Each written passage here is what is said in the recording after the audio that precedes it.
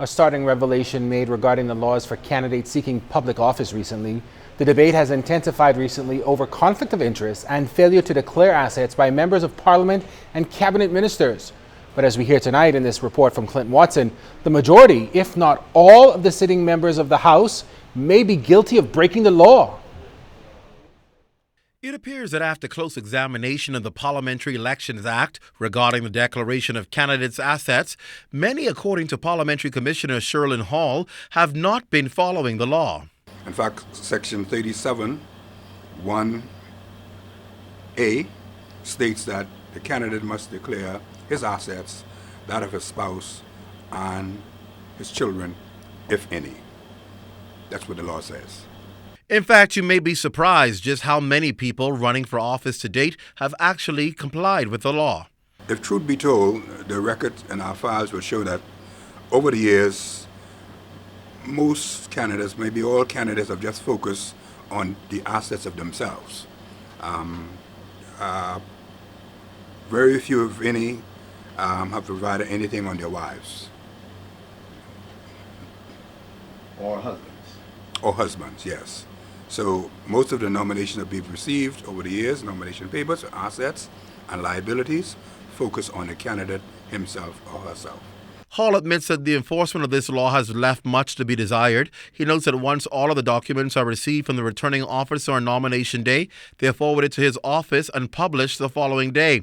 At no point is there scrutiny of the information submitted to determine whether the information is true or accurate. To be honest with you, this office does not really police like a witch hunt on people whether they spoke the truth or not.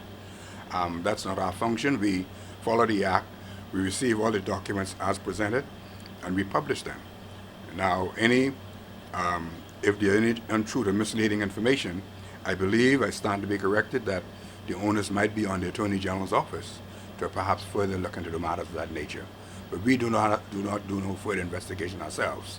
Presently, the Act only speaks to challenging a person's eligibility on nomination day. As for challenging a candidate that's been duly elected and holding office, he says that again would fall under the jurisdiction of the Attorney General's office. Hall believes that the Act and other election laws may need updating regarding this process. Nothing's written in stone. There's always room for improvements because issues may arise from time to time that the Act specifically did not cover. So in terms of updating, there are always room for improvements.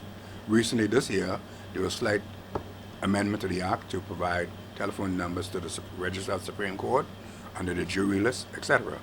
In 2012, we also had further amendments to allow for overseas voting. So yes, there may be good reasons for the Act to be amended as current issues arise. Now, in addition to the declaration that takes place at nomination, the law also provides room for persons in Parliament to get up in Parliament and declare assets if there becomes an issue of conflict regarding their businesses and a contract with government. Some parliamentarians have actually used this as a way out. Clint Watson, ZNS Network News.